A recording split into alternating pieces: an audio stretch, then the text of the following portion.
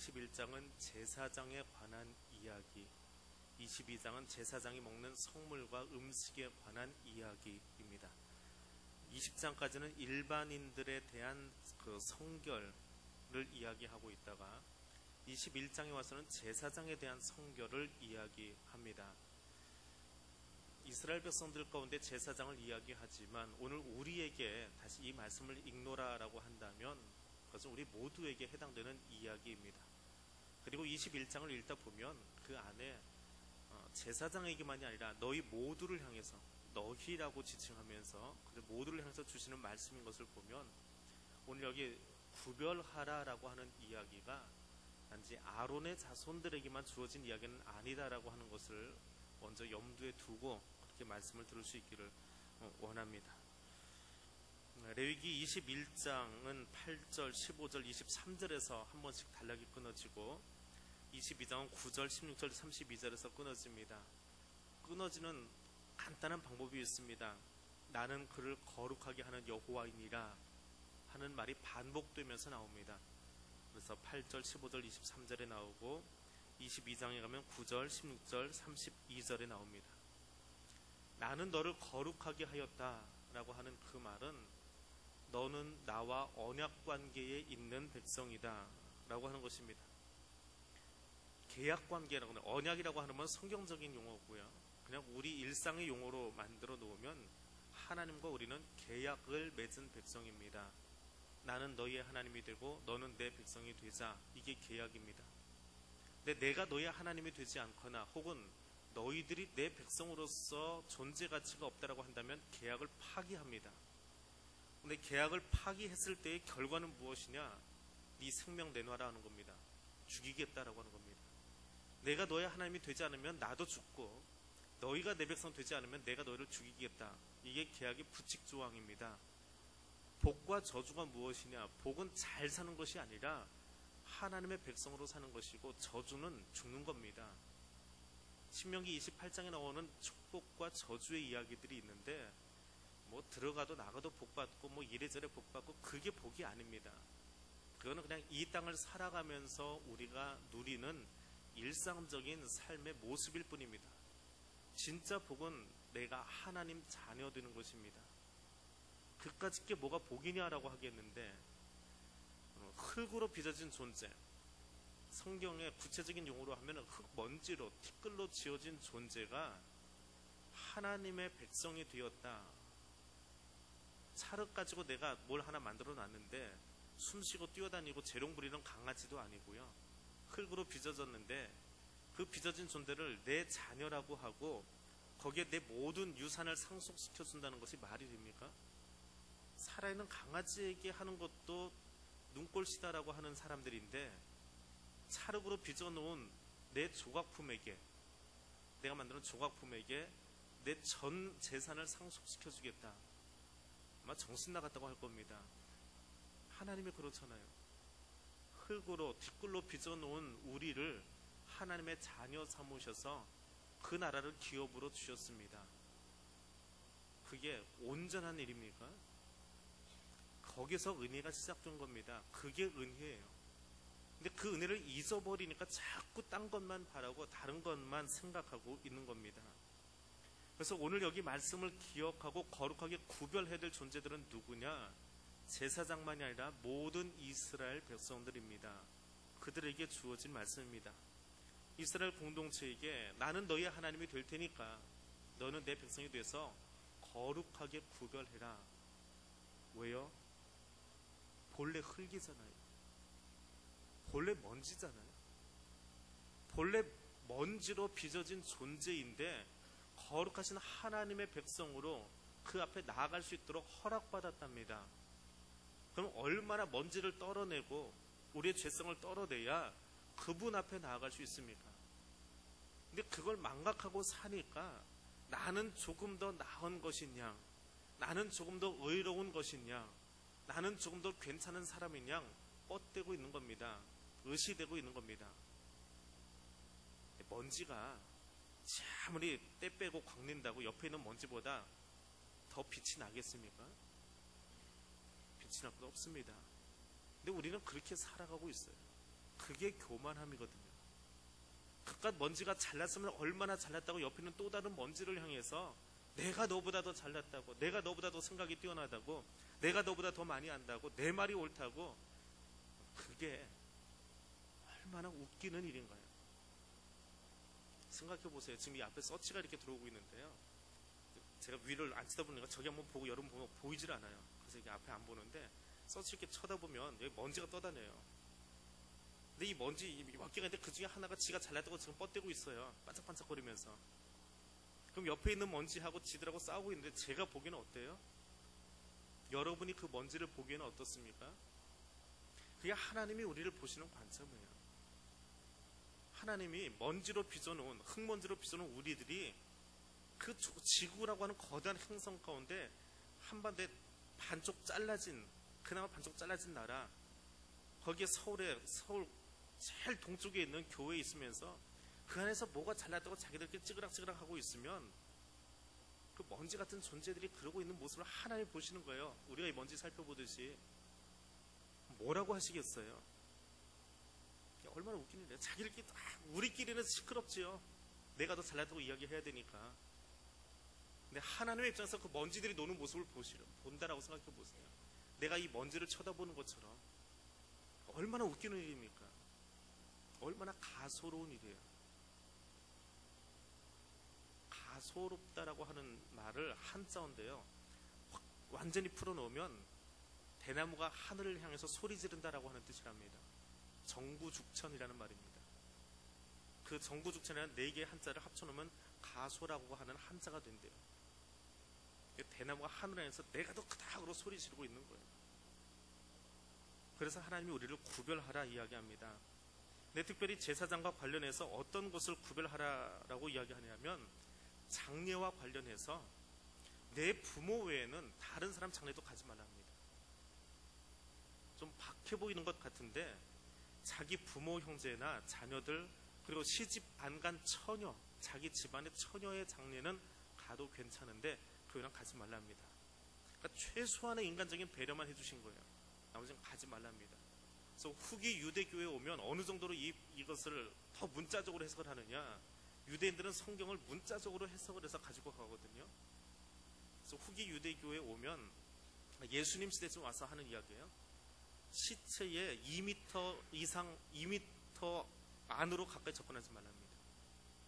거기까지 문자로 해석을 해가지고 가지고 있어요. 그게 문자 정신이에요. 문자만 그대로 해석해서 가져가는 정신이에요.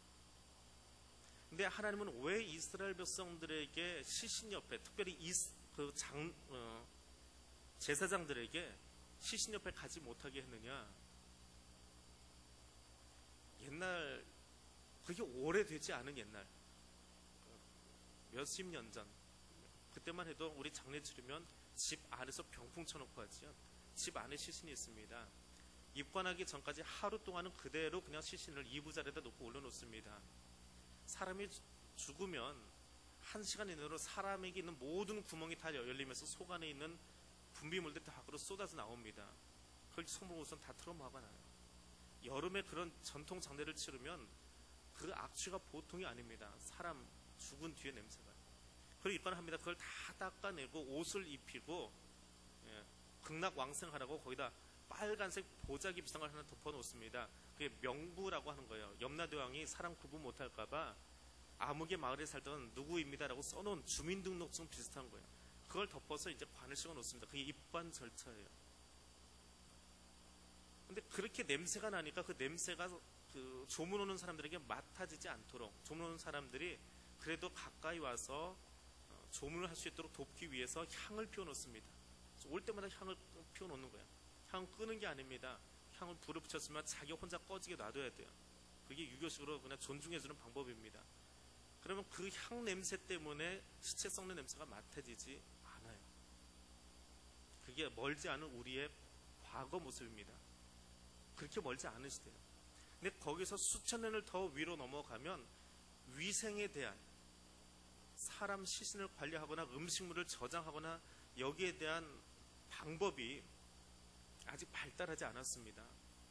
근데 거기를 그렇게 가까이 가면 그 시신에게서 옮아올 수 있는 전염병들이 있는 거예요.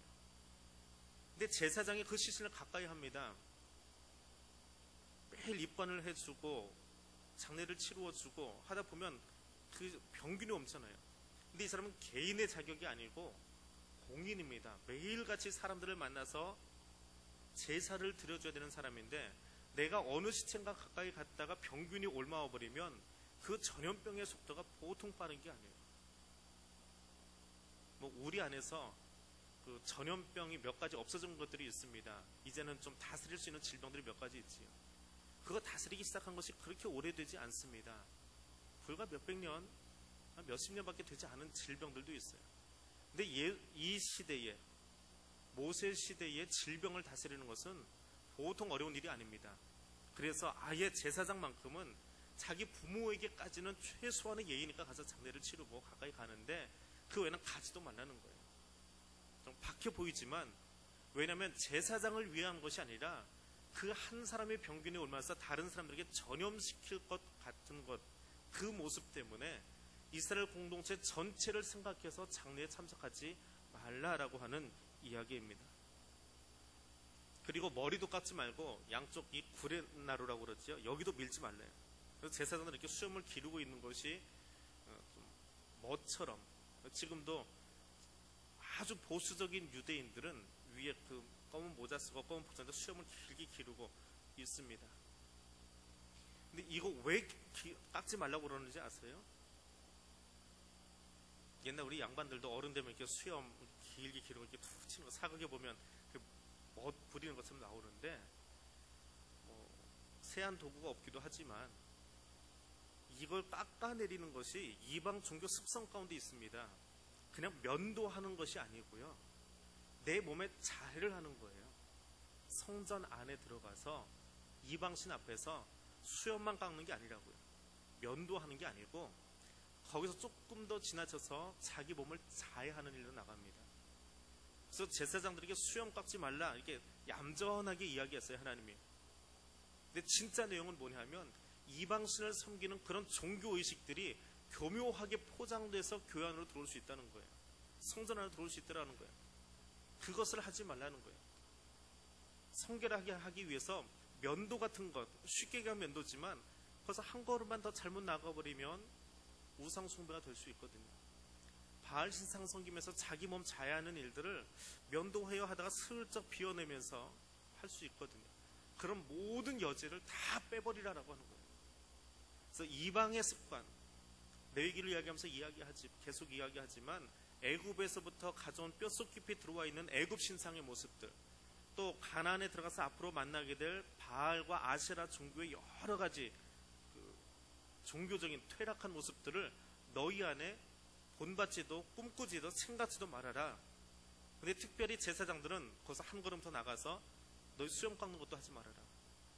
그거 하다가 혹시나 자기 순번 지나서 성막 밖으로 나가보면 거기 바알신을 섬기는 사람들이 잔뜩 있거든요. 그 사람들이 어떻게 하는지 날마다 보게 되거든요. 우리도 매일 하는 게 수염 깎는 거예요. 하다 보니까 하나님이 응답 안 하신 것 같으면 슬쩍 하나님 조금 더 내게 신경 써주세요. 이렇게 칼 옆으로 한 번만 슬쩍 하면 피도 나오잖아요. 해볼 수 있거든요. 너무 응답을 안 했을 때 뭔가 내가 답답하니까 나를 자해할 수 있거든요. 그런 여지조차도 막아버리시는 거예요. 거룩함은 멀리 있지 않습니다. 악한 것의 조그만 습관도 너희에게 가져오지 말아라 라고 하는 겁니다. 그래서 육체의 온전함을 통해서 거룩함을 상징적으로 그 백성들에게 보여주어라 라고 하는 겁니다. 또 하나, 제사장 가족들에 대한 성결을 이야기합니다. 결혼할 때 제사장은 누구와 결혼하랍니까? 이혼하지 않고, 창녀짓, 여기 짓자까지 써놨어요. 창녀짓 하지 않고, 그런 사람들 빼놓고, 특별히 대제사장은 누구랑 하래요? 처녀랑만 하래요. 그 문자적으로 그대로 적용시켜버리면, 물론 아직도 교회 안에서 목사에 대한 어떤 좀 보다 더 엄격한 그런 잣대를 들이밀긴 하지만, 그래도 요즘은 또 보면 재혼하신 분들도 있고요. 여러 가지 이유로 이혼하기도 합니다. 한국이 워낙에 이혼율이 높다 보니까 교회 안에도 그런 일들이 있어요. 목회자 중에도 친구들 중에도 그래서 본인 스스로가 감당이 안 돼서 목사직을 내려놓은 친구도 있긴 합니다만 왜 그랬을까요? 이대로 적용시키면 문자 그대로 가져와 버리면 지금 한국 사회 안에 이혼율이 이렇게 높은 한국 사회 안에 미국 같은 나라는 누가 목회할 수 있을까요? 이 법의 정신이 무엇입니까? 그리고 그 자녀들을 향해서 이야기합니다. 자녀들의 성결함을 이야기합니다. 내 아버지가 목사인데 내가 목사 되려고 한 거 아니거든요. 근데 그 자녀들에게까지 보다 특별한 성결함을 요구합니다. 이건 무엇입니까? 이것도 이방 종교 때문에 그래요. 성전 안에 아주 쉽게 베풀어지던 매춘 행위들, 제사 드린 뒤에 모여 사던 매춘 행위들이 너희들은 따라하지 말아라라고 하는 거예요. 그런데 보세요. 이단 종교들을 따라 들어가면 그 안에는 성적 문란함이 따라 들어옵니다. 코누의 종교가 따라 들어와 있습니다. 몰몬교도 그렇고 JMS도 그렇고 통일교도 그렇고 안 들어와 있는 곳이 없어요. 하나님은 그렇게 금하시는 이유가 뭘까요? 금해 놔도 그런 이단들이 생겨나거든요. 금해 놓아도 그런 일들을 하고 살기 때문에 그렇습니다. 그래서 이방 종교가 가지고 있던 그런 좋지 못한 행태들이 교회 안에, 예배당 안에 들어오지 못하도록 하여라 라고 하는 것입니다. 그리고 너희의 신체적인 성결함, 제사장들의 신체적인 성결함, 몸에 장애가 있다든지 문신이 있다든지 그런 사람 제사장 세우지 말라 합니다. 그럼 현대에 와서 장애인 목회하시는 분들은 어떻게 할까요? 자기가 원해서 장애가 된 것이 아닌데 장애인이 됐어요. 그래서 장애인 목회를 하고 있습니다. 그럼 그분들은 뭐라고 해야 되나요? 이대로 문자를 그대로 들이밀면서 가져가서 이야기하면 그분들 목사직 다 내려놔야지요. 그거 목사 안수 준 그 사람들 다 징계해야지요. 근데 하나님의 묘한 법이 있습니다. 몸이 불편해요. 장애가 있습니다. 그래서 성물도 먹지 못하게 합니다. 성전에 들어놓은 화목제 제물도 먹지 못하게 합니다. 그런가요? 제사 집례는 못하지만 성물을 먹는 일은 허락해 주세요. 최소한의 인간적인 배려는 해주고 있습니다. 왜냐하면 이 시대의 제사장들은 현대 목사들처럼 내가 신학을 공부하고 내가 헌신해서 안수를 받는 그런 모습의 제사장이 아니거든요. 그냥 하나님이 어느 날 이스라엘 12지파 가운데 레위 지파를 구별해냈어요. 레위 지파 가운데 아론 집안만 따로 구별해냈어요. 너희는 대대로 제사장 해. 태어나서 응리하고 태어나 보니까 나는 제사장이에요. 신학 공부를 한 것도 아니고 목사 되겠다고 작정한 게 아닙니다. 그냥 응리하고 태어났는데 제사장인 거예요. 근데 태어났는데 통계학적으로 그 아론의 가문 가운데도 장애인이 태어나는 거예요. 근데 그들은 성막에 들어오지 말라는 거예요. 실수할 수 있으니까 그들은 들어오지 말라는 거예요. 그 대신에 성물로 드려진 모든 것은 같이 먹으라. 거기에 대한 배려는 해주고 있는 것입니다. 그 말은 무엇이냐면 내가 제사장 된 것이 내가 뛰어나서 덕망이 높아서 가문이 좋아서가 아니에요. 그냥 하나님이 오래전에 이 레위기가 선포될 때는 지금 현재 이야기지만 오늘날에 와서 볼 때에 그 제사장의 직임을 아직도 이스라엘 사람들이 감당하고 있잖아요. 오래전에 하나님이 아론을 우리 할아버지를 제사장으로 선택한 그 순간에 나는 의도하지 않았어도 제사장이 되어버린 거예요. 하나님의 은혜예요. 하나님의 은혜로 되어진 거라고요. 내가 노력해서 제사장이 된 것이 아니라 하나님의 은혜로 제사장이 되었어요. 하나님이 선택해 주셨어요. 그러니까 너희 제사장 된 모든 사람들은, 아론의 가문에 속한 모든 사람들은 흠이 없는 행동을 하려고 노력하라는 거예요. 하나님이 저와 여러분을 왕같은 제사장으로 만드셨습니다. 왕의 자질을 갖고 계십니까? 왕의 자질을 갖고 계세요?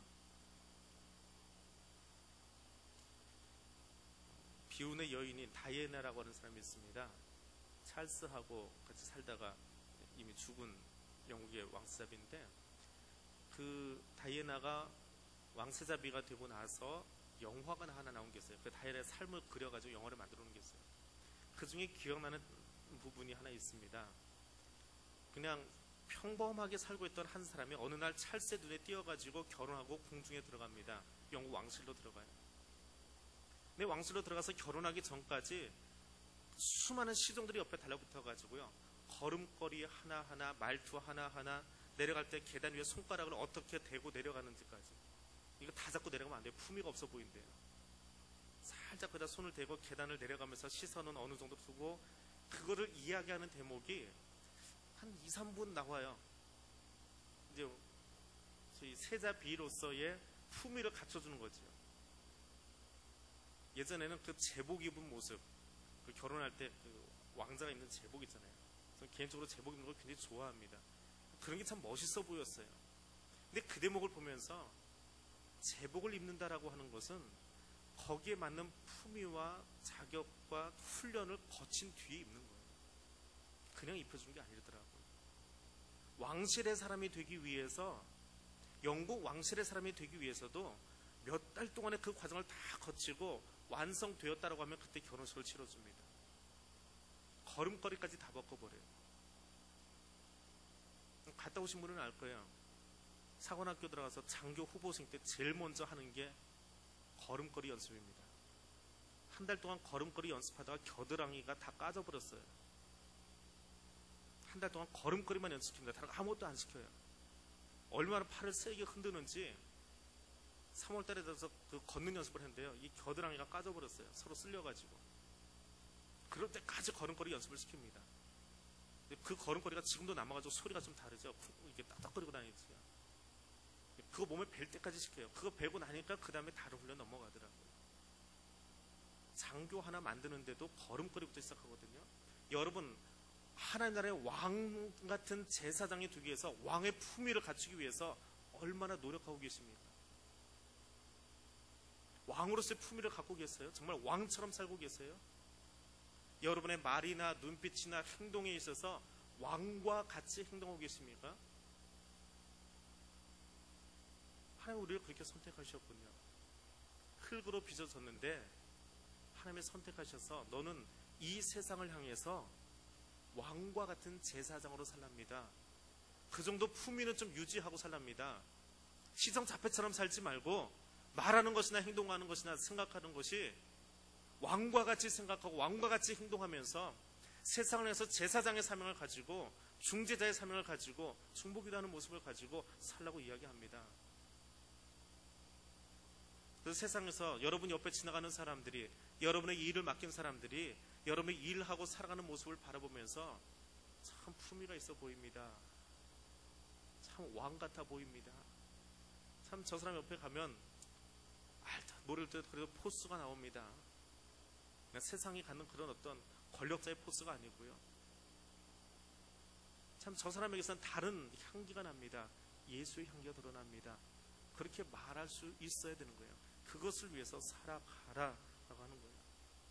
그래서 모든 사역자들은, 모든 그리스도인은 나는 본래 죄인이지만 하나님이 나를 선택하셨습니다라고 하는 은혜를 기억하고 사는 거고요. 내가 그 은혜를 받았기 때문에, 내가 본래 그런 죄인이기 때문에 또 다른 죄인을 무시하거나 다스리려고 하는 것, 그 교만함부터 버려야 됩니다. 그것이 성화의 시작이에요. 처음에도 이야기했지만 먼지가 먼지끼리 싸우는 게 얼마나 웃겨요. 그 먼지를 왕으로 만들어 주셨거든요. 먼지가 왕 되는 것이 말도 안 되는 이야기예요. 하나님의 은혜가 아니면 될 수 없어요. 내가 하는 것 아니에요. 내가 걸음걸이 고치면, 내가 걸음걸이 하나 고치고요, 쳐다보는 시선 좀 바꿔주고 모자 눌러서서 앞에 사람들이 보지 못하게 하고요, 그러면 장교 후보생 첫 달 교육 끝납니다. 김태형 목사님 군대에서 조교했대요. 신병 조교했대요. 눈빛이 좀 날카롭지요? 그거 훈련시키려고 얼마나 애쓰는지 아세요? 함부로 그 눈 못 쳐다보게 만들려고. 본인의 눈빛은 원래 그러지 않았을 텐데 절대로 선한 눈빛을 사병들에게 보여주면 안 되거든요. 마음이 약해지거든요. 그거 만들어내려고 군대에서 한 사람의 조교, 한 사람의 장교 만들어내려고 그 일을 하거든요. 내가 하나님의 사람 되려면, 하나님의 왕 같은 세상 되려면 내 힘으로 그게 되는지 아세요? 안 됩니다. 그거 인정해야 돼요. 내가 훈련하고 내가 열심히 해서 됩니까? 안 돼요. 성령의 도우심이 없으면 안 돼요. 그걸 인정해야 돼요. 그래야 겸손해져요. 근데 그걸 인정 안 하니까 교만한 거예요. 나는 이만큼 했다고, 나는 이만큼 다듬어졌다고, 나는 이만큼 생각할 줄 안다고. 그게 이미 교만의 시작이에요. 나는 못해요, 절대로. 연습을 해서 장교는 될 수 있고, 연습을 해서 조교는 될 수 있고, 연습을 해서 학교 선생님을 할 수 있어요.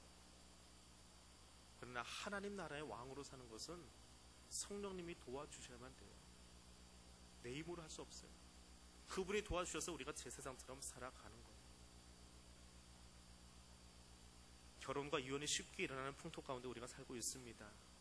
제사장들에게 요구하는 거예요. 결혼의 신중함을 가지고 살아가라. 왕 같은 제사장은 무엇입니까?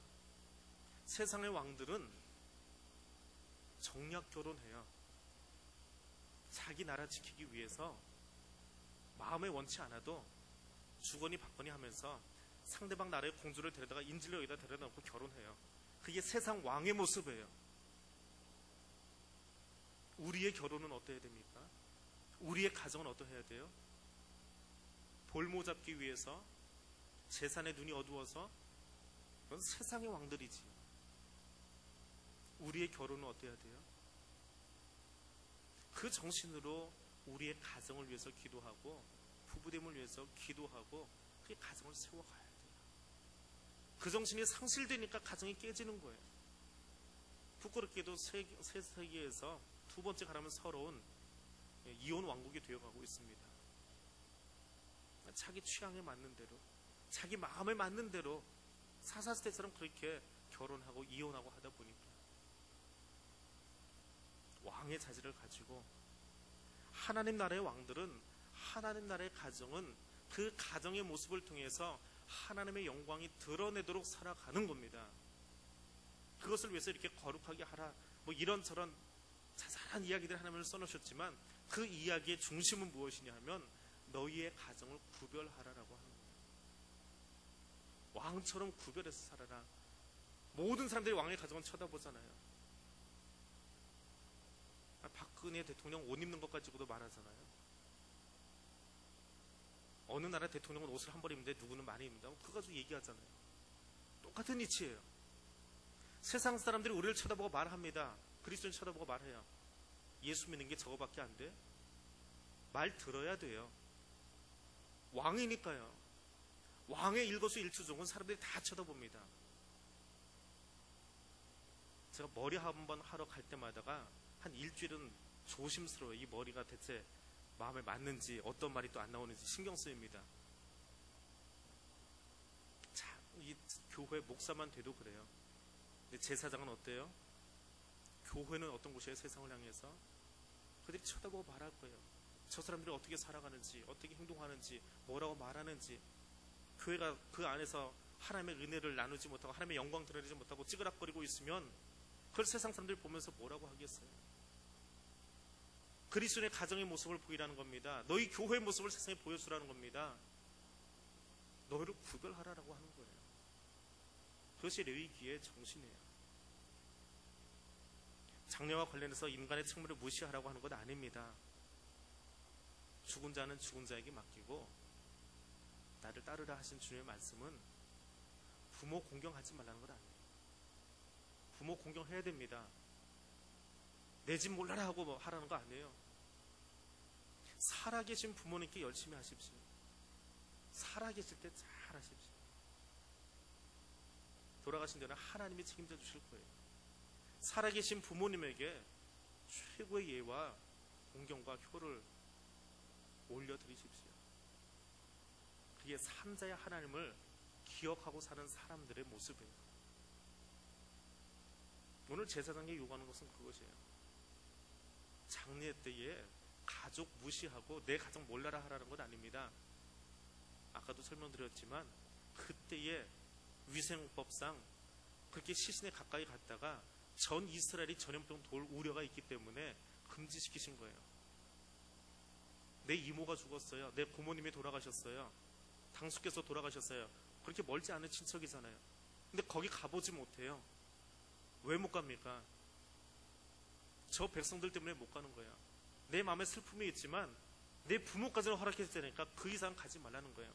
저 이스라엘 백성들 전부를 생각하고 오늘 내 슬픔 너 혼자 사기라는 거예요. 그러면 어떻게 해야 돼요? 돌아가시면 못 보니까, 돌아가시면 거기 그분에게 가까이 가지 못하니까, 이모님께 고모님께 가까이 가지 못하니까 살아계실 때 잘 해야 되잖아요. 살아계신 부모님에게, 살아계신 내 가족에게, 친족에게 잘 해야 되잖아요. 가지 말라는 법을 우선하지 마시고, 그러면 내가 오늘 살아있을 때에 내 가족이 어떻게 처신해야 되는지를 살펴보세요. 그게 법의 정신이에요. 장례 났을 때 거기 가지 말라, 그거 적용시키지 마시고요. 살아있을 때 내가 어떻게 처신하고 행동할 것인지를 보실 수 있기를 원합니다. 그것은 형제 사랑을 구체적으로 실천하라고 하는 하나님의 명령입니다. 육체의 흠을 가진 자는 직무 수행하지 말랍니다. 그 말 속에는 나는 불완전하다라고 하는 것을 인정하라는 거예요. 하나님이 아론의 가문을 선택하셨습니다. 제사장 삼으셨어요. 그러면 어찌 보면 하나님이 그 집안에는 장애인 태어나지 않게 하는 것이 좋지 않겠어요? 그 집안에는 다른 사람하고는 다르게 슈퍼맨의 가정으로 태어나서 병마도 치르지 않고 아프지도 않고 부러지지도 말고 건강하게 제사장 직무를 잘 감당하다가 무병장수하다가 죽으면 그럼 제사장 가문이 얼마나 멋있어요. 근데 만약에 그 가문을, 아론 가문을 그렇게 만들어 놓으면 이스라엘 백성들이 그 가문 바라보고 뭐라고 할까요? 그럼 부러움의 대상이 아니죠. 시기와 질투의 대상일 거예요. 우리와는 너무나 다르기 때문에. 근데 그 집안 안에도 흠이 있고 그 집안 안에도 불편함이 있어요. 어려움이 있어요. 눈물이 있어요. 그러면 그 제사장 가문을 향해서 아론 가문 중에 장애인이 태어났어요. 아론 가문 중에 불편한 사람도 있어요. 그러면 나머지 이스라엘 12지파가 아론의 가문에서, 제사장 가문에서 뭐 하라는 거예요? 기도하라는 거예요. 그것 때문에 제사장의 사명 감당하지 못하고 넘어지지 않도록, 그것 때문에 그들의 마음이 상처 입어서 온전하게 제사장의 직무 감당하지 못하는 일 생기지 않도록 백성들의 할 일은 기도해 주는 거예요. 그리고 제사장 가문은 어떻게 해요? 자기를 구별하는 거예요. 하나님의 마음으로 자신의 가문을 구별해야 되는 거예요. 이 본문이 하나님이 순체장애자들을 저주하거나 부정한 자로 간주하고 있는 것은 아닙니다. 당시 사회 속에서 제사 드리는 업무가 그만큼 중요하기 때문에 하나님과 백성 사이에 서서 중보하는 일이, 중재하는 일이 그만큼 중요하기 때문에 너희를 구별하라라고 하는 거예요. 지난 주간에 신촌에서 퀴어 축제, 동성애자 축제가 있었습니다. 소수자들도 목소리를 좀 냅시다 라고 하는 그런 모토를 가지고 했지요. 가서 보셨는지 모르겠지만 난리도 아니었다고 합니다. 하려고 하는 사람, 가로막는 사람. 가로막는 사람은 주로 기독교 보수단체하고 유교단체다, 그러면서 이제 신문에서 선언하는데, 어떤 사람이 그렇게 썼어요. 자기는 동성애에 대해서 반대는 하지 않는데요. 어떤 사람이, 기독교인도 아닙니다. 자기는 동성애에 대해서 반대하지 않는데 그날 거기 가서 그걸 보고 거기 왔던 사람들이 동성애에 대해서 혹은 찬성하거나 혹은 미온적인 사람들이 그 풍경을 보고 나도 저 사람들을 옹호해 주어야 되겠다라고 하는 생각이 들었을까. 남자 동성애자들은 학문 선교를 하지요. 그러니까 엉덩이 쪽에 구멍난 옷을 입고 그 차 위에 올라서서 춤을 추더랍니다. 여자 동성애자들은 민망할 정도로 몸을 다 드러내놓고 춤을 추고 있더랍니다. 이것이 동성애하는 사람들이다, 이것이 존중받아야 될 소수자들이다라고 그들이 가서 춤을 추고 있는데, 자기는 거기에 미온적인 사람들이었지만 반대하는 것이 아니고 그래도 그냥 용인까지는 해야 되지 않을까라고 생각하고 있었지만, 거기 서 있다가 거기다 많은 대학생들이 혹은 부모들이 아이들을 데리고 나왔다가 너도 저렇게 살아봐라라고 이야기해 줄 수 있었을까? 그게 자기들이 존중받고 싶어서 하는 행동이었을까? 그래서 자신은 생각이 좀 달라졌다라고 써놓은 것을 보았습니다. 그 뉴스가 나가고 나서 뉴질랜드에 가 있는 친구가 홈페이지에 글을 하나 올렸습니다. 뉴질랜드에서는 우리 교회는 그런 관습이 있지요. 세례 교인에게 목사가 주례를 서도록 합니다. 한국 교회는 일반적으로 목사가 재혼이나 혹은 이미 아이를 낳거나 그런 주례를 잘 안 서주는 그런 관습이 있어요. 법은 아닌데 관습적으로 그렇게 합니다. 그런데 뉴질랜드는 목사가 결혼 주례 자격증을 가지고 있어요. 목사 외에는 하기가 힘이 든 그런 사회입니다. 그러다 보니까 믿지 않는 사람들이 목사에게 와서 결혼 주례를 신청한답니다. 그러니까 너 믿지 않으니까 결혼 주례 못한다라고 했다가 고발당했대요. 또 동성애자가 와서 해달라고 합니다. 동성애는 성경에서 금하고 있으니까 그 주례 못하겠다 했다가 소수자 존중 그 법칙 있죠. 지금 우리나라에서 막 시행하려고 하는 그 법에 걸려가지고 경찰서를 갔다 왔답니다. 앞으로 우리나라도 그렇게 될지 모르겠어요. 저 법이 통과되고 나면 존중하는 것이 문제가 아니고 그 결혼 주례 안 했다고 고발당해야 됩니다. 설교 시간에 그 사람 이야기 한번 꺼냈다고 고발당할 겁니다. 그것이 어쩌면 한국 사회의 미래가 될지도 몰라요. 그 미래의 모습을 이미 서구의 사회들이 지나가고 있어요.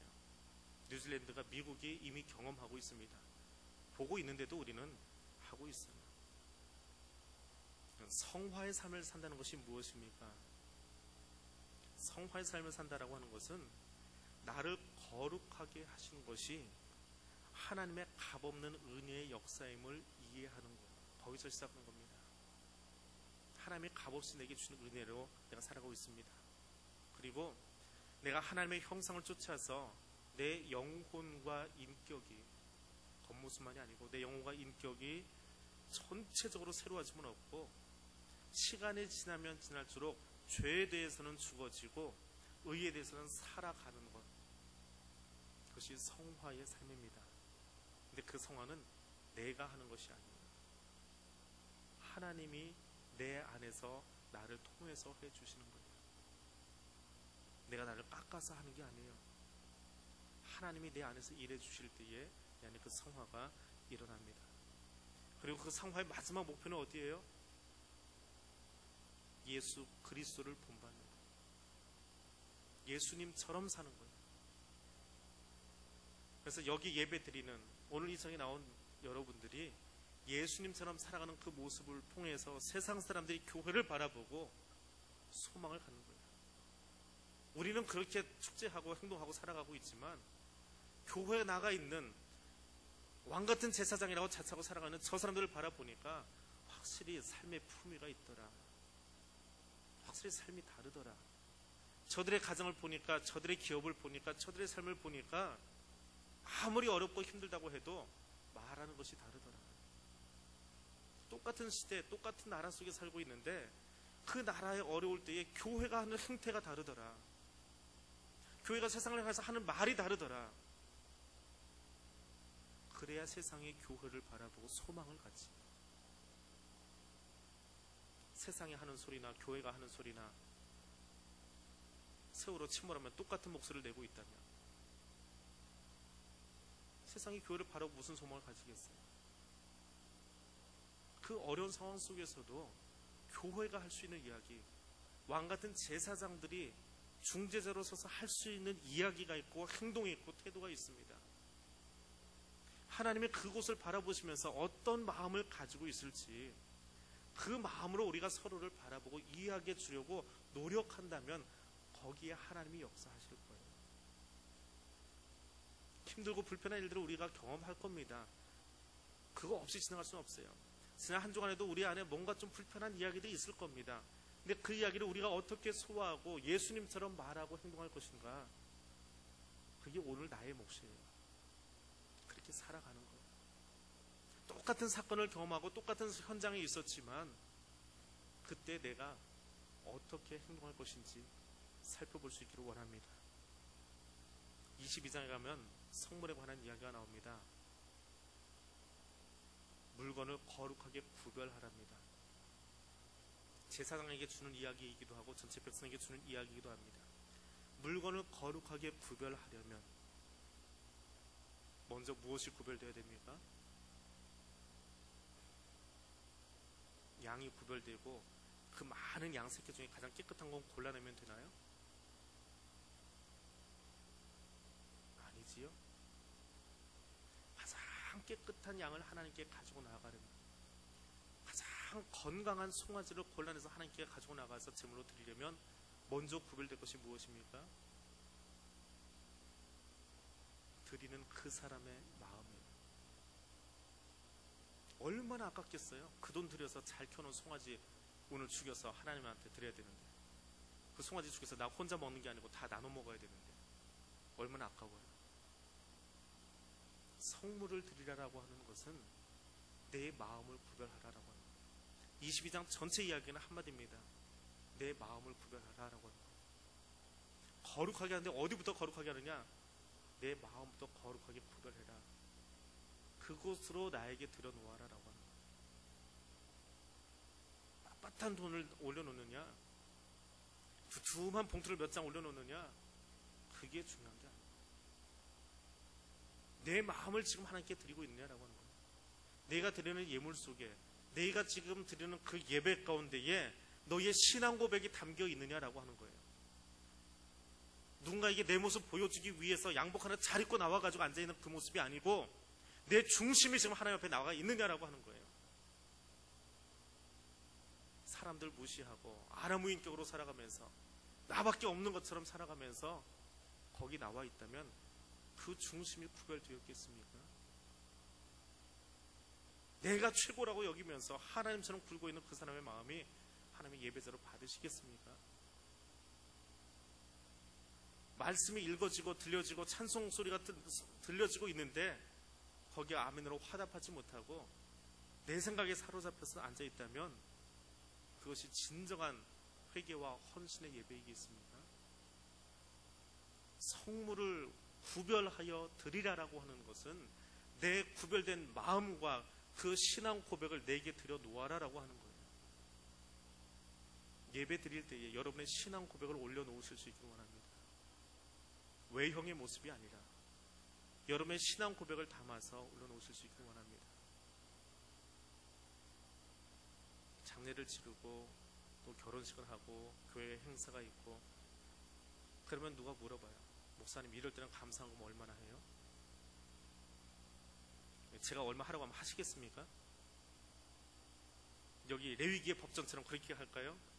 장로쯤 되어졌으면 집안에 행사 있을 때 그래도 감사금 100만 원 해야지 그 이하가 말이 됩니까? 그렇게 하면 하시겠습니까?